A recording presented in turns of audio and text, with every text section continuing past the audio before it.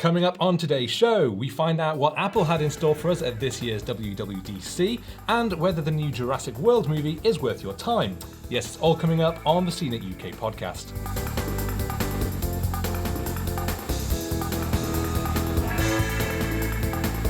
Hello and a big welcome back to both of you. Hello. And to everyone. Hello. Hi. Live on video. Yes, and we're Not back. live. Yeah, not only back. Yeah, we're not live, but we are live. back, and we're back in video form. It has been a while since we've done this in video. It has, yeah. It's been a while since we had a podcast. We've been taking a break, recharging our batteries, going on long holidays, a long bath. A lot of travelling, a lot of getting ready, and wanting to sort of revamp the podcast into a better form. And this is that better form. I wonder if it's possible to see how much we've aged horribly in the 2 months or so. Clearly, there's still some way to go as well. There are a little bit of ways to go. But we're going to kick off straight away by handing over to you, Katie, because Speaking of travelling, you've been all over. Where have you been? globetrotting. And what have you been doing? Well, I don't want to overstate it, but I did go very, very long way all across the English Channel to Paris. Wow. It took me a whole 2 hours to get there. International travel. Zut alors. Ah oui. Yes, I went to Paris a couple of weeks ago now, actually, to see Mark Zuckerberg speak at a conference called Viva Tech. I actually went and I saw a number of other people speak there. Uber's CEO was there, Satya Nadella from Microsoft, the French president, Emmanuel Macron was there, you know, lots of kind of big names. But I was primarily there to see Mark Zuckerberg. Now, obviously, Zuckerberg hasn't been speaking publicly that much over the past few months, ever since the Cambridge Analytica scandal broke. Because of embarrassment, presumably. Yeah, well, I think, you know, for PR reasons as well, probably. That sounds fun. The president of Uber, Mark Zuckerberg. Who else was appearing? Some dictators. Some just loads. Everyone who had to apologise. Just people who were having a really terrible Yeah. time. It sounds like a really bad supergroup, isn't it? Like Mark Zuckerberg on sax. Yeah. So what did he actually have to say for himself? Well, I mean, actually, I was kind of a bit gutted when I was actually there, because the person that was interviewing him on stage is the CEO of Publicis, the PR agency. So it was Okay. very very gentle for him. He looked Describe way... your average Sunday, Mark. Yeah. What's your favourite colour? So, you know, like, he's over the past few months, he's been used to speaking in front of senators, congressmen, members of the European Parliament, who've really been kind of trying, at least, to grill him on the issues that matter. There was not even a single mention of Cambridge Analytica or the difficulties that Facebook has been through recently on stage. The person who does Facebook's PR. And they're just like, no, let's just have, he'll be on stage, but only if our own PR team does the questions. So like you say, just a total fluff piece. What's your favourite type of pasta, Mark? Yeah, farfalle. I mean, actually, he came closer himself to bringing up some of the issues than, you know. And then the interviewer just wrestled into the ground. Yeah, Yes. no, Mark, no. He was very much, he kind of focused on, like, you know, he really opened as well by saying, you know, like, we've been doing this and we've been making changes and sort of kind of. But he, you know, there was no kind of apology. He seemed much more relaxed, much happier, you know, talked about a lot of his other ideas and, you know, sort of things he has coming up. So one of the things that he's going to do that he talked about is create a kind of Supreme Court for Facebook. And what this is going to involve is, so at the moment, if you have something that's taken down off Facebook, you know, somebody complains about something that you've posted, there's no kind of there's nowhere to redress your, like, issues and say, you know, redress your grievances and say, actually, I think this should remain up and this is why. And what he's trying to do is create a system where people can do that. They can challenge decisions that Facebook's made about what can be posted and what can't. And I think this is primarily, I think it's a kind of almost like a free speech issue, because Facebook doesn't want to be, you know, it wants to be on the right side of the free speech debate, but at the same time, it doesn't want to be allowing hate content up there, terrorist content, you know, content that, you know, a lot of people would find objectionable. So I think what they're going to do is try and create this sort of Supreme Court that's not made up of people who work at Facebook. It's going to be external people that have an understanding of what Facebook's values are and what its aims and what its mission is, but who ultimately is a kind of, like, you know, there's a line drawn between the people that work internally at Facebook and these other people. So would that be, if they, you said, like, if you you have something taken down, you can challenge, say, whether it should be left up. But presumably, can it work in the opposite way? If you've asked for something to be removed, and then they say no, this is fine, can you then challenge that? Because I've had that many I've had that times too. with because I have there's a photo of me which for some reason, as we know, has a very, very high Google ranking and is regularly used. People will take that picture, use it as their profile picture. They will also then search for that picture, find other pictures of me. And I've had Facebook accounts where it's just full of pictures of me and Catfishing people. Yeah, Catfish basically. Andy, that's what they call it. Yeah, and people going around looking for I don't know what they're doing with it. Probably for Tinder, I guess. And I don't think so, mate. No offense or anything. very nice. But I think that's the last thing anyone's using. almost. Well, you may be right. But when I've reported, I mean, this is a video podcast. You're not going to get away with that, right? I know. When it was an audio form, I can get away with being this young, handsome man, and now the cameras are on, and he's this chubby 30-year-old. But when I reported that to Facebook, the questions you have to answer is, are they pretending to be me? And technically, they're not. They are pretending to be. They have their own name. They're just using my pictures, and then the only thing I could potentially say is, well, that's more like intellectual property thing. They're using images that I've taken without permission, but that isn't Facebook's issue. In the same way as Instagram, there's no easy way of if someone reposts your picture. Without crediting you, there's no easy way of getting that taken down. You've got to go to a whole other place to report that. You can report it as being inappropriate, as in they've posted porn or something, or that it's spam and it's just like a bot that's annoying. But there's no way of saying this account has stolen my picture. And that's kind of the issue that I have with Facebook. So I'm hoping that their Supreme Court would allow for the same thing, where I can go and say, well, actually, this is what they've done, and that's a real problem. Well, I mean, he hasn't elaborated on that, but I would also hope that would be the case too. And I think we can expect to hear a lot more of this from him over the coming months. He's mentioned this idea twice in these words now, which means that he's kind of planted the seed, and I imagine that he'll keep bringing it up, and it's something that we'll see Facebook establish in the not too distant future, and hopefully that will be one of the features. But overall, I think Mark Zuckerberg. He really had a really nice time in France compared to. Did he go running? Because he usually goes running in different. No. That was a bit of a thing that he did a few years ago. Right. So it was a special project. He has these kind of special projects, and one of them was running in lots of different cities all over the world. And the Supreme Court idea is another one. And for another one, he tried to learn Mandarin. I don't think he did learn Mandarin very well, and he tried to build an AI butler for his home. Okay, is he still killing brilliant. Eating only the things he's killed himself? Yeah, that was another project. I'm not sure. I don't know. Is there going to be a don't have a direct line to him?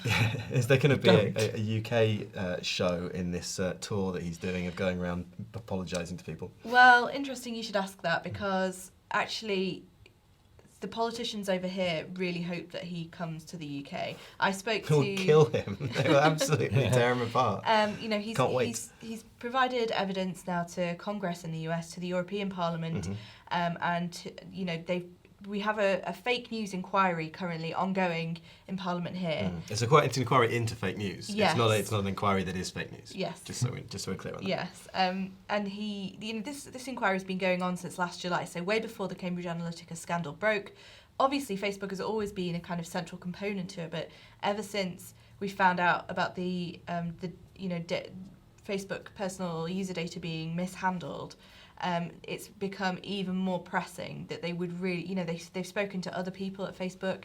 The CTO, Mike Schrofer, came over here and gave evidence to Parliament, but they think that there are only questions that Mark Zuckerberg can answer, and the buck does stop with him. And he said that, and his colleagues have said that. And I spoke to Damien Collins, who's the MP, no relation. He's the MP who is the chair of the committee that's manning this inquiry, and he told me, that he thinks that Zuckerberg has a duty to come to the UK because, this is where the story broke. It involves British researchers, British universities, British newspapers, a British company, Cambridge Analytica, is based here after all. Something to be proud of. Absolutely, Yeah. Yeah. Who said we're not important on the world stage anymore? Yeah. And also potentially could have influenced Brexit as well. So. Exactly. So, so Damien Collins is adamant that Mark Zuckerberg should come here, and he's still considering, potentially issuing a formal summons for him. Is he just poking? Poking, just regularly poking. Mate, come on. His friend request's been ignored. Yeah. So that interview is on CNET now. If you're interested in seeing what Damien Collins had to say. If you want quick access to it, it's pinned to the top of my Twitter feed at the moment, so you can go there and have a look to see what he says. He's a really kind of he's quite a dynamic politician at the moment, making lots of headlines. So yeah. Well, sounds interesting. We'll see what else comes out of that. But for now, we're going to move on to WWDC. Yay! Which is, of course, Apple's worldwide developer conference. And by worldwide, I mean only in California. Which makes it much more exciting for us because we didn't actually have to go, so we're not cynical about it. No, I didn't even watch the keynote. It's one of the first ones I haven't done in a while. I was... No, we watched every minute of it. We were very excited about it. We examined it. We picked it apart. We discussed it on Twitter with our colleagues. I was stroking my cat. I noticed that it was about just some little things, not major announcements. It was more about polishes that Are you reading to my make script? your existing product a bit better. Yes, basically. So the thanks, Rich. That's right. The theme really of WWDC this year was not about big major updates. We didn't see no new hardware of any kind. Often we will see sort of bits and bobs coming out. The HomePod last year, for example. HomePod, yeah, we've had watches and iPads and Macs and things. We've had nothing this time around. Instead, it's been about sort of smaller changes to refine what's already there. Like and what? I think, a few things, for example. Now, let's see how groundbreaking you find this. Okay. Memoji. Memoji? That's like memes Is that and like emojis. Me Mama? It is exactly like whatever that thing is you just said. It's basically an emoji, which Apple brought out last year, which is the talking faces that it uses the front, the face tracking tech on the front of the iPhone X, iPhone 10, to animate this emoji as you're talking. But now basically you can create yourself in an emoji form. You can create the hair and you can sculpt it to be whatever you look like. Basically what Samsung did with Animoji on the Galaxy S9 that it launched at NWDC. But crucially, hopefully it's not crap.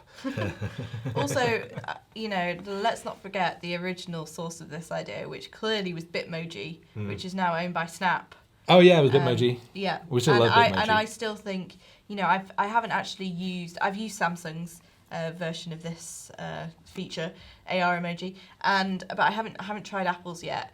But to be honest, from what I've seen, I still prefer Bitmoji.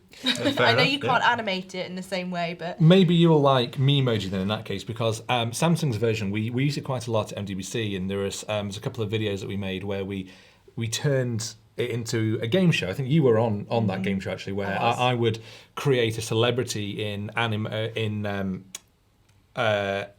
AR emoji form. It's so catchy. Yeah, exactly. I'm trying to remember which of the emojis did things, and seeing people can guess them. And it is quite difficult, and the face tracking on the Samsung didn't really work all that well. So I'm looking forward to kind of seeing what Apple does. It looks like you can customize yourself a lot more. Some other stuff that they've got on FaceTime, you can now have FaceTime, or you will be able to have FaceTime group conversations with 32 people at once. Oh, I've just been waiting for that feature for so long. Well, I don't have that many friends. But what about They could have stopped colleagues? at What 4, about remote working?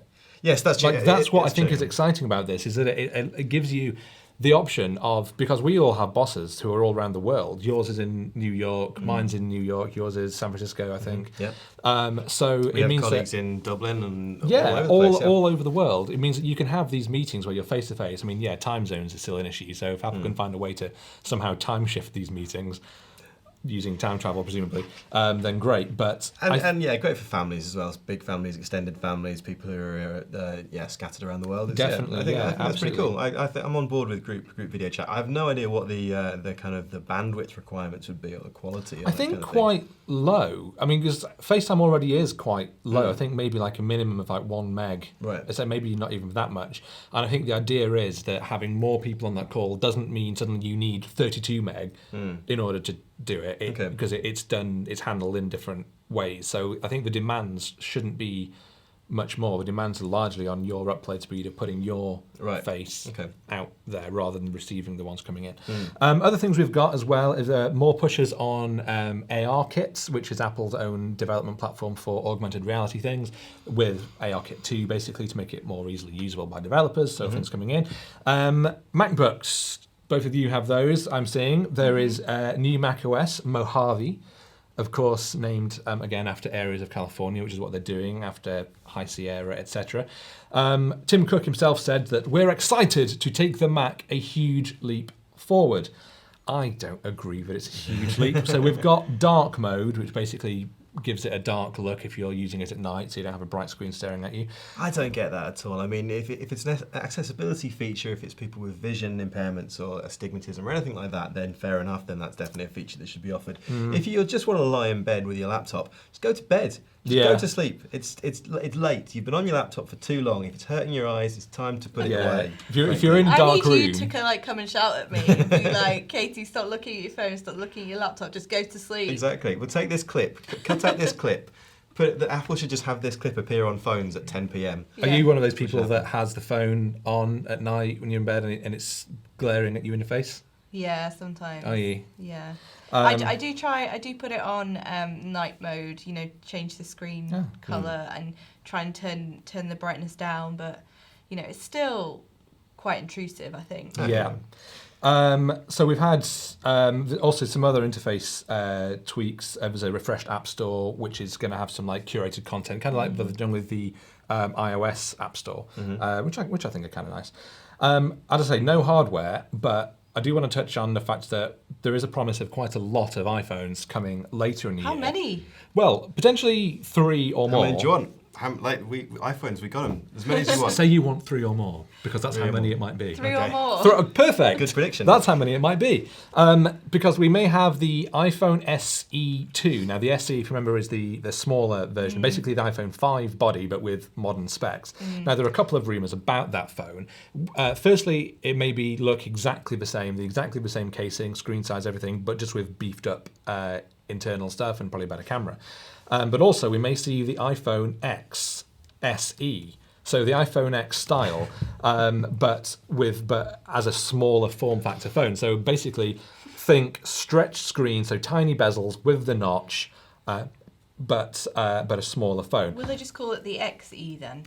I don't know what they'll But call it. then of course the X actually is a 10, so that wouldn't make sense. No, you can't put And then we may also see the the iPhone X Plus, so that would be a much bigger version, potentially up to 6.5 inches, which would be the biggest iPhone we've ever seen. That's unnecessary. It would be unnecessary potentially, but it would make it a much more of a rival to maybe like Samsung's Galaxy Note, which is particularly important because there are rumours that phone would allow for Apple Pencil stylus support, which is a rumour we've had before on the iPhones, but that one could well be the case. If it's that big, it would basically make your phone like a little notebook and you can quickly do some notes.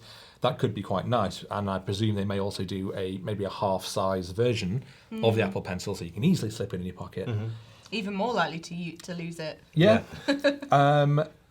Yeah, so that's pretty much that's it for hardware upcoming wise. So I think there's a lot to look forward to from Apple later this year, and that is what we'll see in September as always, because that's when it does its main iPhone launch. September. There's a couple of other interesting things. There's the intelligent tracking prevention, which is all about stopping social media buttons and widgets and commenting systems and that kind of thing from tracking you around the web, which is quite cool and obviously very, very topical. But I think probably my favourite has to be that some iOS apps can now work on Macs. Yeah. Which is kind of cool to get like a little kind of cut down, almost like a widgety version of the app. But they started with stocks. People have been trying to get stocks to delete it off their phones for 10 years.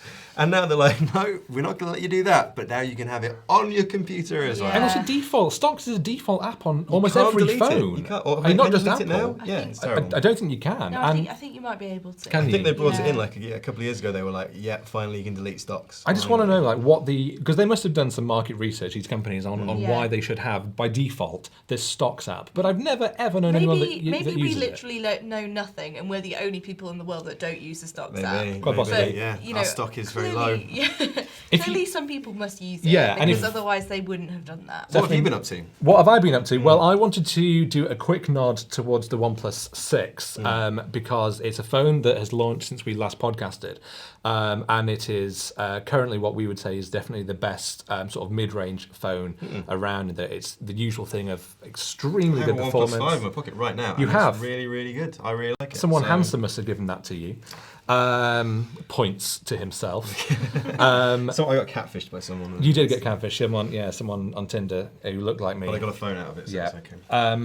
But the OnePlus 6, is again like great phone, great performance, and cut down price. But I took it with me to France to photograph the Bugatti Chiron, which is a £3 million hypercar, Yeah. one of the fastest production cars in the world, which is amazing. I'm doing a whole feature about the Bugatti, which you'll see on CNET at a later date. But I did this piece on how to photograph the car using just the phone, and which has been really, really popular on CNET. And I just sort of wanted to kind of point out that is there because it was a really cool shoot of how I use the phone. Because basically, to take a rolling shot of a car, the sort of the image. We'll put the image on screen so people who are watching it can see it, but in audio form, I'll describe it.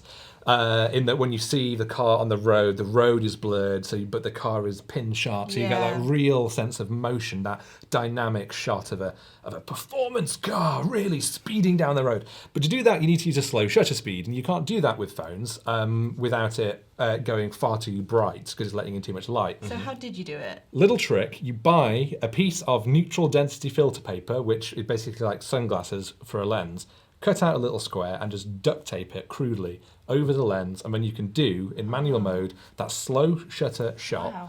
and still get the light. It cost 50p for that little piece of stuff to put over, and it let me take this really awesome shot of the Bugatti, the sort of shot that I would never have thought I could take on a phone. And how to do that is in your article. How to do that is in the article. It is in there. Can you actually get little sunglasses? Are they like little squares with little kind of? I imagine them with like big green novelty sunglasses that you put on your phone. Yeah, that's basically what you're thinking. good. Yeah, and it's got the fake nose and moustache below it as well, so you can disguise your phone as some.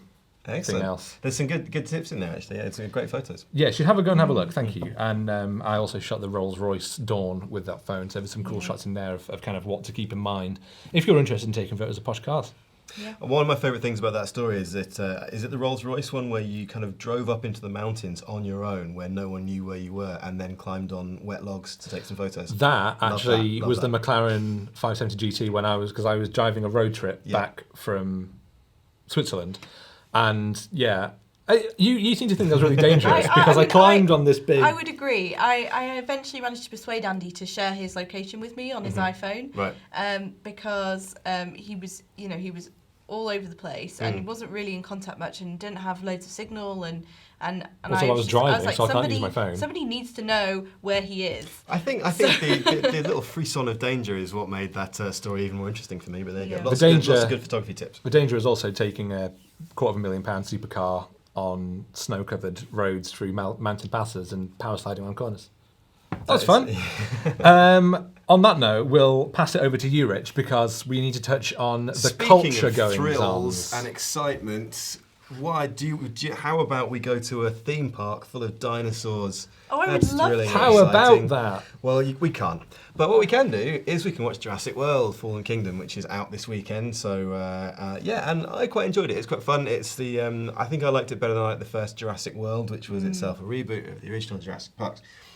And Fallen Kingdom is good. It's quite good for us here if you're listening in the UK because it comes out. It's already out here, and it's not coming out in the US for another couple of weeks. Ooh. So if you have any American friends, you can go and see it and then lord it over them with your dinosaur-related Yes, that's so exciting. news and excitement. Yeah. Remember the days when films used to come out in the US 6 months before they came out here? Yeah. Now we're having our revenge. Yeah, exactly. Well, I'm going to get to that in a second, actually. But just quickly talking about Jurassic World, I liked it a lot. It's got this kind of interesting almost like key change in the middle of it. It starts off as a Jurassic Park movie. They have to go back to the island again, and they go to the island. Chris Pratt, Bryce Dallas Howard, some nerdy scientists. They go to the famous island, and they run around in the forest, and they're chased by dinosaurs. And there's a scene where they've got to like go into a bunker and flip a switch, and there's a dinosaur chasing them, and it's climbing over the furniture and all that kind of that kind of excitement and action adventure and stuff. And then Will Smith comes in, and the aliens arrive, and it's suddenly Men in Black.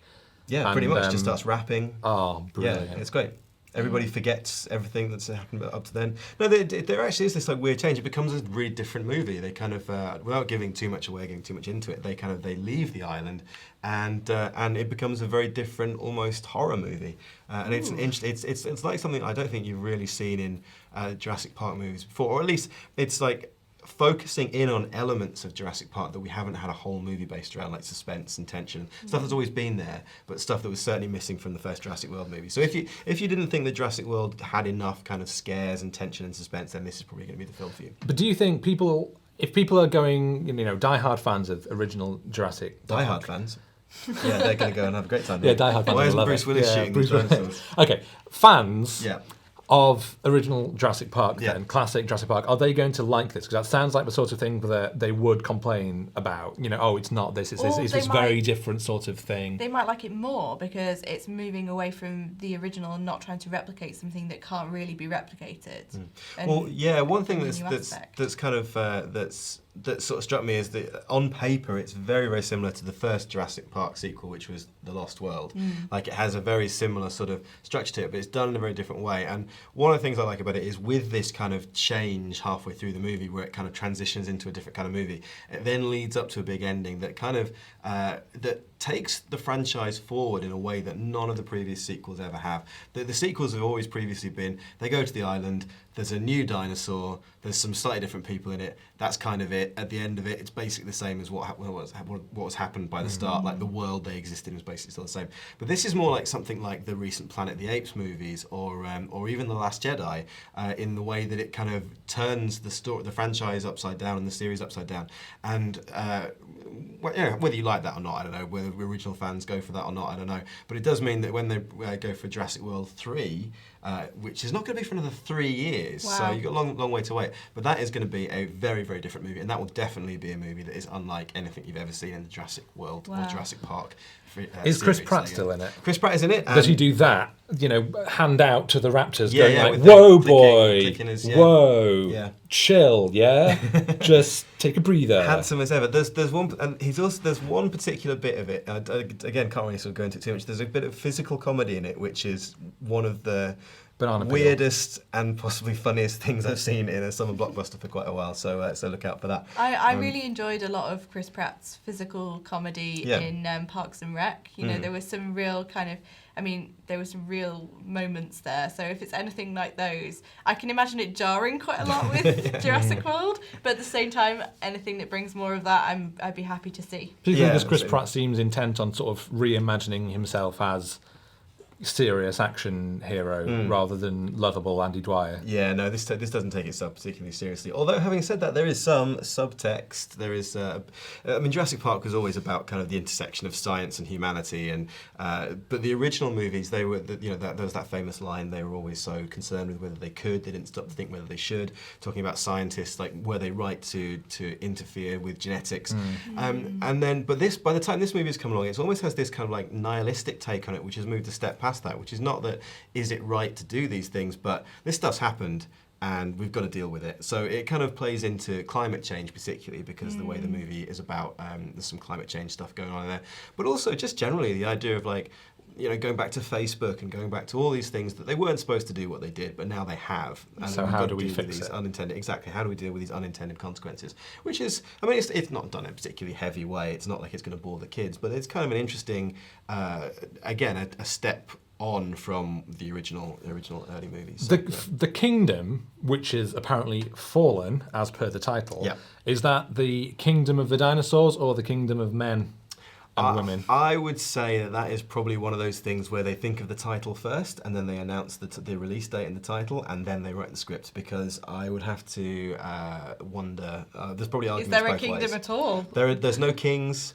There's a bit of, I mean, some stuff falls off, some other stuff. There's also loads of dinosaurs in this one as well, actually. Just from a... It's a load of dinosaurs. There's probably more dinosaurs, because they're CGI, so you might not love them as much as like the original animatronic ones, but there's some animatronic stuff. And there's just loads of them. Loads of dinosaurs running around, loads of different dinosaurs. I'd hope so for a Jurassic Park movie. Yeah. Yeah. Well, if you go back to the original Jurassic Park, and there's only something, if you actually watch it, if you actually count it, there's only something like 17 minutes of dinosaurs in it, or something, or 17 minutes of CGI, or something like that. Wow, that's I'm not amazing. 17 great I minutes. think it's probably they lean a lot more heavily on the anticipation. Yeah. There. Yeah, and absolutely, the kind of the noises and the sound effects and and it makes you think that it's more than that. Yeah. And do you count when you see Definitely. the whole dinosaur in that, when you're counting those minutes, or does the bit where you just see the Velociraptor's claw just sort of doing that tappy thing, does that not count? Because you're only seeing like 0.5% of a dinosaur. Yeah. Then how are you working it out? So you do see a lot of dinosaurs in this, which is nice, and some dinosaurs that I have no idea what their names were, just kind of running around having fun. I presume they don't know, because are they still ones that they've created? Because the original Jurassic Park, they were real dinosaurs, and it was all about how great they were. And then Jurassic World comes out, and it's suddenly like, no, real dinosaurs aren't good enough. No one likes them; they're boring. So we've created some stupid ones out of frog Indominus DNA. Rex. Yeah. There is a bit of that, unfortunately, but no, But anyway, so that's Jurassic World. That I quite enjoyed it. Yeah, that was fun. I had a chat to Colin Trevorrow, the guy who wrote it as well. Interestingly enough, and he had some interesting things to say about the kind of the experimental structure of writing a summer family action-based blockbuster that actually is a bit experimental, and that has this weird structure like halfway through it, because it takes an interesting left turn and becomes an unexpectedly different movie. So you can look out for that on CNET.com. Also, so going back to what we talked about before about the gap of being able to lord it over Americans with our Jurassic World spoilers. No, don't spoil Jurassic World. Don't do it. Don't tell them. Coming up soon, we're all very excited to see the next Marvel movie, Ant-Man and the Wasp. But it's coming out in the US on July the 6th and in Australia on July the 5th. And it's not coming out over here until the 3rd of August. We have to wait a month. We have to wait a month because of the World Cup. Because I don't know about you, but I can't watch two things at the same time in the same month and be sufficiently thrilled by both of them. I'm appalled by this. I think we should start a YouGov petition. I mean, I don't Somebody know probably anything should about have. this, but I mean, is there a huge crossover audience? I guess this is a really big film, so there probably is. But the people that are really, really passionate about it, probably they might not also be into the World Cup. I think at some point you're probably going to want to take a break as well. So Also, why not delay it altogether? Because, correct me if I'm wrong, but the US and Australia are also in the world. They're also in the world, yeah. And therefore relevant to the World Cup. Well, there you go. For some reason, Disney is just like, no, it's not going to happen. You can wait a month. So, sorry, Ant-Man and the Wasp fans in Britain who are not football fans. You will just have to... Pirate it. You just have to... I think it's because watching the World Cup is mandatory in Britain. It is actually compulsory for everyone. Yeah, we had to do it at school. Yeah, it's part of our education. How to drink tea and watch the World Cup. And I only really got one of those things down. See if you can guess which. Anyway, so look out for that. But there's also more movies coming out, Mission Impossible, Fallout, all that kind of stuff. So look out for those. We'll have reviews and that kind of thing coming soon. You also have... Did you see Early Man? Which I know has been out for a long time. I'm not bringing this up for like recencies and newsworthy sake, but largely because I'm really... I haven't seen it, but should I? Is it good? And it's a delight. And the thing about that, actually, that was another movie that was... that it came out at the start of this year, so it came out at the start of the World Cup year.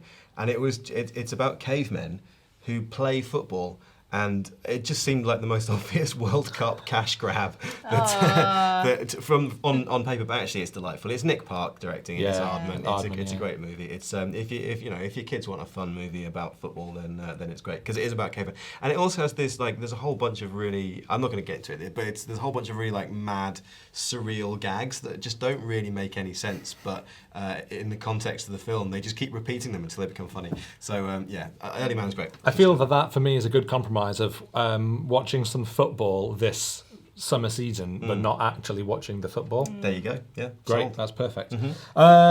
Cool. And the other things that are coming up, at the moment, E3 is going on. That's the massive big game show Games. in LA, and all of GameSpot out there and all our other friends who write about games are out there. Loads of big things expected to come out of that. So I think you can probably expect a gaming special probably the week after next when the dust has settled on that. So if you are into your games, which you should be, because games are good. But not games of football. Not games of football, no. I'm going to watch a bit of the World Cup. I just want to be able to watch Ant-Man as well. Do you think England's going to lose pretty much immediately, though? As soon as England go out, then Ant-Man gets released. That's like the trigger. That's what they should do. Yeah, they should. They should It's do. the compensation prize. Yeah, that's what should happen. Okay, well, on that note, I think we should probably end, though. Where can we find both of you online? I mean, obviously CNET, but let's get more specific. Let's talk about social networks. Okay. Well, I'm at Rich_Trenholm on Twitter and Instagram, and Snapchat's too young for me, so I don't do that. I am at Katie Collins on Twitter. Had to remember that, changed my Twitter handle a little while ago. And at An Unfamiliar Sky on Instagram. And I am at Battery HQ on everything, so go and find me there. And of course, you can also email the show with CNET UK Podcast at cbsi.com. I almost forgot it, but then suddenly didn't. And if you did like this show in its new video form, then please do leave a comment below, like it, and subscribe to CNET and all that other stuff. Be nice. Be nice. Tell your friends. Share it around, and let us know if you like this as a new format. We are always welcome of feedback, and we may even take some of it on board, but more than likely we'll just carry on doing whatever we want because we can't be bothered doing anything else. And if you're listening on iTunes, don't forget to leave us a little review. Yes. 5 stars. 5 stars, best podcast ever. Yeah, at least 5 stars is what That's we're going for. what If you we're can find a way of putting 6 or 7 in there, then great. But only in one review. Don't do a 5-star and then leave another review with 2 stars, thinking that makes up to 7 stars. That isn't how it works. 2 5 stars. 10 stars across the board. Yeah. There we go. Perfect. Okay, well, on Sold. that note, it's time to end the show. Thank you very much for joining us, and we will see you next time.